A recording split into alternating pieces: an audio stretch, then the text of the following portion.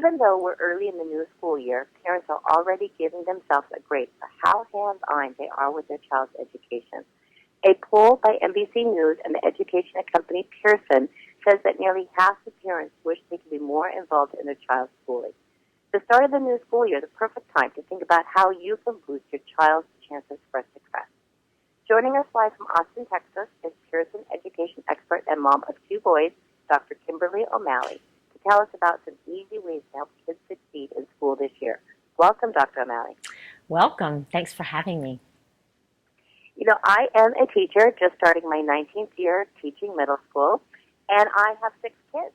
So I got to say that I was really happy to see the results of this poll because it simply does tell us that parents do want to be more involved, that they just are unsure about how to go about it. So what is the most important thing you can do to help your child this year in school? Well, the research will tell us that it certainly is deeply engaging with our children around their school. And we know that about 43% of those polled, Stacy, said that they are just too busy. And I can imagine with your teaching and your 6 children that you are one of those, just as I am.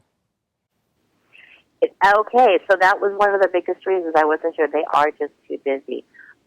Well, you know, things have changed a lot since today's parents in school, especially when it comes to technology. So how can technology help parents get more involved in their child's education? Yeah, absolutely, Stacy. The world is very different today, and schools are very different. I joke that our children are digital natives, and we, the older generation, are digital nomads, and that we are just trying to figure out how to use technology. But there are so many ways we can use technology to help our parents engage with the teachers and with their children and really set them up for success. One of the things Pearson's doing is my research team is conducting a study about the effectiveness of virtual parent-teacher conferences. And so for our parents, our working parents and those parents who travel and who are busy during the day, being able to use these free applications like Google Hangout and FaceTime, we can then connect with our teachers and really set the stage for a successful school year. I have never thought about having a virtual conference, and you're right, when you Skype with somebody, you do see more of what's going on rather than just through an email. That's an excellent idea. Absolutely, and I use Skype to work with my own children because I travel for my job, and instead of, while I'm having, say, a Skype session with my son Jace, who's 13, I'll ask him to flip the phone around and show me the homework that he just completed so that I can engage with him around homework and actually see the work that he's done. So technology offers us all sorts of opportunities to really deeply engage with our children around their schoolwork. Well, speaking of homework is always a big topic. So what are some ways that you can help your kids improve their homework and study skills? Yeah, absolutely, Stacy. And so there's lots of ways, and on our parenttoolkit.com, we offer a bunch of great tips and guides for helping. But one of the things we know from research is that it's not the quantity of homework that matters, it's the quality. And so we as parents can really help our children with homework in several ways. One is to set up a space in your house where the homework happens, and then to engage with our children very early in the homework. So let's take math, for example. Many parents find math a challenging area because the way it's changing, the way we teach it differently these days, and also just the confidence around mathematics. And so we as parents, when our children first start doing those homework problems, to engage and have the student repeat back, how did they solve that problem? What was the problem about? Lots of those good questions about how and why and, how did you figure that out? And then if early in the homework we as parents are unsure still about how to go about solving those math problems, we can go to these teacher websites, and because of technology, the actual lessons are often posted, so we as parents can go figure out how's the new math going on and how can we figure out the best ways to support our children as they're moving on in their homework. I think engaging early is key because also if you engage early, you're involved with your child's homework before they hit that frustration level.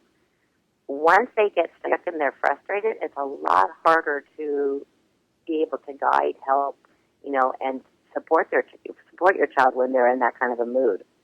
Yeah, absolutely. And so one of the tips on the parenttoolkit.com is around the social and emotional. And so we offer some tips around how to build that grit and perseverance and really postpone that level of frustration. So things like adjusting the amount of time students persist or really need to dig in and intervening early enough so that frustration doesn't happen. And things like sharing examples in our lives about where we've persisted and shown grit and how that led to success for us. And so these are really great ways to help build the persistence and grit in our children. So toolkit.com, in addition to just emotional, I think those are some excellent tips there. What are some other things parents can find there? You can find a bunch of tips, and I think the tips are nicely organized around academic tips, health and wellness tips, and also social and emotional tips, because we know it requires tips around the whole child to really have our children be successful. So one of the tips that I particularly like is taking a nature walk with your child. And the reason is it really does merge all of those skills. So academically, you can take photos and look at different types of animals and look at the different types of leaves and trees, but then socially, you get a chance to chat with your child, ask them questions, understand their level of engagement and excitement about school. And then certainly health-wise, walking gets us out moving and exercising, which of course is great for our children, but also great for us as parents. I am very excited about all the tips that parents can find here. So again, that is parenttoolkit.com. It sounds like some great resources for parents in how to get fully engaged in their child's education and helping them with their homework. Yeah, absolutely. And you can reach the toolkit via your cell phone or your computer. It's really easy to access. And then one of the aspects of the website that many of our parents find helpful is that we have benchmarks for the academic, social, and wellness areas. And so you can, as a parent, monitor your child's progress on those benchmarks and celebrate when your child is excelling, and of course, help your child and support your child whenever their child looks as if she or he is falling behind. So great tips, great ideas, and a great tool for progress monitoring. It sounds wonderful. Well, I am very happy that we were able to take the time today to share this with my readers. And I'm definitely going to be checking out parenttoolkit.com and talking about that with my parents at school. So Dr. O'Malley, thank you so very much. This is excellent information. I think will help parents help their children be very successful this school year. Thanks, Stacy. Have a wonderful day. And good luck with those 6 children. Yes, thank you.